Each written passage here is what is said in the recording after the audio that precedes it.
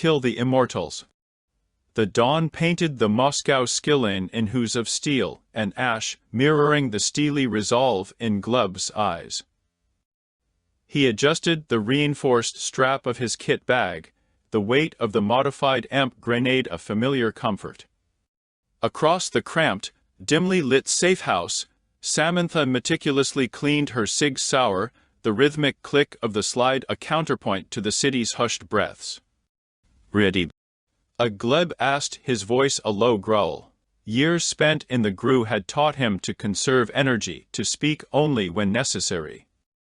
Samantha didn't look up. "Born ready.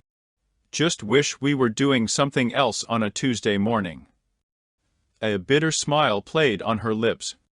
She knew the stakes, the near impossible odds.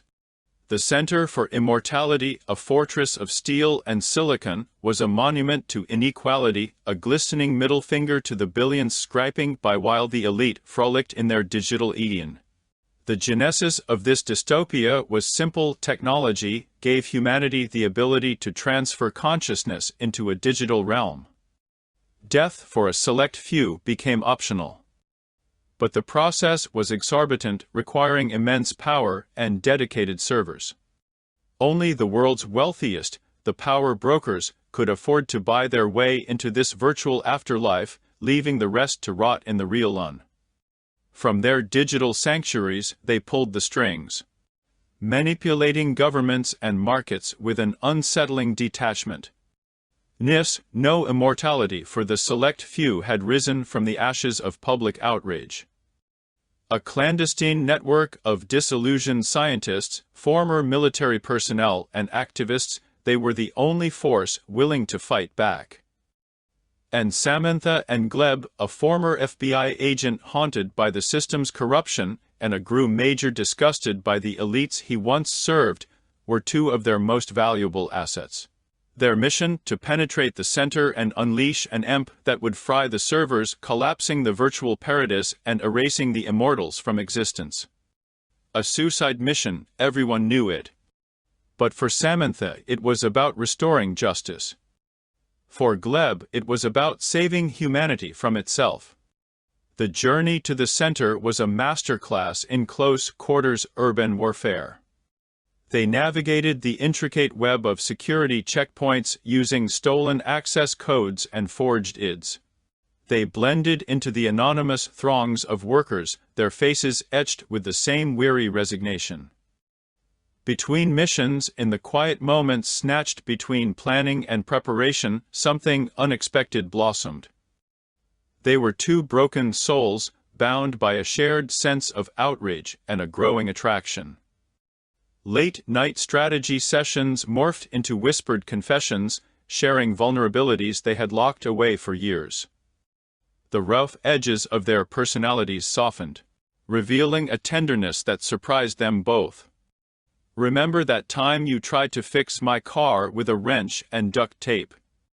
Samantha laughed, a genuine, carefree sound that startled them both. They were poring over the center's blueprints, the tension palpable. Gleb grinned, a rare sight. It almost worked. Just needed a little persuasion. "A persuasion with a sledgehammer," Samantha countered, playfully shoving his shoulder.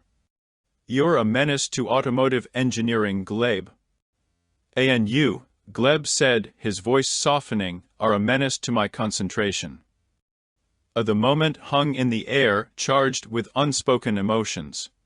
The unspoken: would there be a tomorrow for them to explore this feeling? Reaching the center was only the beginning. It was a monolithic structure, a gleaming testament to the power of wealth, guarded by layers of security that would make Fort Knox blush. But NISF had provided them with inside intel. A chink in the Centurion's armor, a rarely used ventilation shaft large enough to accommodate them. Crammed into the claustrophobic space, they crawled for what felt like hours, the air thick with dust, and the oppressive weight of the building bearing down on them. Finally, they reached a maintenance access panel, their designated entry point.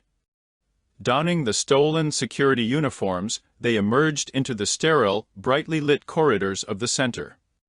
Their hearts hammered in their chests, the adrenaline coursing through their veins.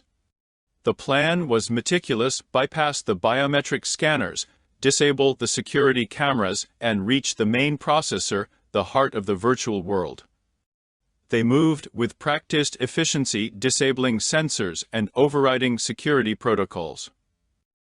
Gleb, with his encyclopedic knowledge of explosives and tactical maneuvers, led the way, his movements precise and deadly. Samantha, with her analytical mind and unwavering aim, covered his back, her gaze constantly scanning for threats. They encountered resistance, security guards, robotic drones, even automated turrets. Each encounter was a brutal dance of gunfire and close-quarters combat. They moved as one, a deadly ballet of destruction, their skills honed to a razor's edge. In a deserted server room, Samantha found herself pinned down by a burst of automated gunfire. Gleb, hearing the commotion, turned back, risking everything to reach her. He dove in front of her, taking the brunt of the attack. He crumpled to the ground, a crimson stain spreading across his chest. Gleb! Samantha screamed, her voice raw with fear. He looked up at her, his eyes filled with pain, but also with a strange serenity. "Finish it," he gasped. "Don't let this be for nothing."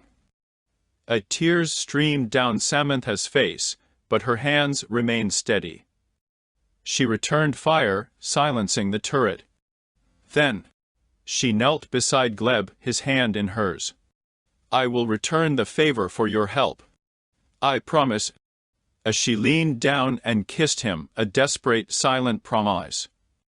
Then she rose, her face a mask of grief and determination. She had a mission to complete. The main processor was housed in a vast, cathedral-like chamber pulsating with energy. It was a monument to human hubris, a symbol of the inequality that had spawned NISF. Samantha reached the control panel, her fingers flying across the keyboard. The amp grenade was armed and ready. She paused, a moment of reflection. This was it, the final act. Suddenly, a figure emerged from the shadows. It was the head of security, a cold, calculating man named Volkov. "You shouldn't have come here," Volkov said, his voice devoid of emotion. "This is beyond your understanding." This is about justice," Samantha retorted, her voice trembling with rage. "Something you, in your gilded cage, have long forgotten." A fierce firefight erupted.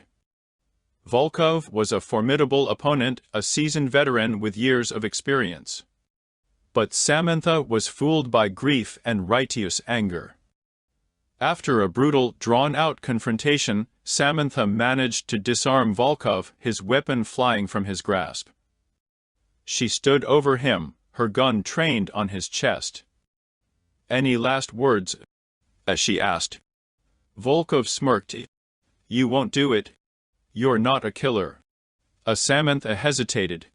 She wasn't a killer, but she was a survivor. And she had a promise to keep. She pulled the trigger. With Volkov out of the way, she activated the EMP grenade. The chamber filled with an eerie hum, the lights flickering erratically. Then silence. The virtual world collapsed. The Immortals were gone. Samantha stumbled out of the center, leaving the chaos and destruction behind her. The sun was rising over the Moscow skyline, casting a golden glow on the city. She had done it. She had avenged Gleb. She had struck a blow against the forces of inequality. But the victory was bittersweet. She had lost the man she loved. And she knew that the fight was far from over. She looked up at the sky, a single tear rolling down her cheek. "I will remember you, Gleb," she whispered. "Always." The fight for true equality had just begun. And Samantha, armed with her grief and her newfound resolve, was ready to lead the charge. The world had changed, and she was ready to change it back.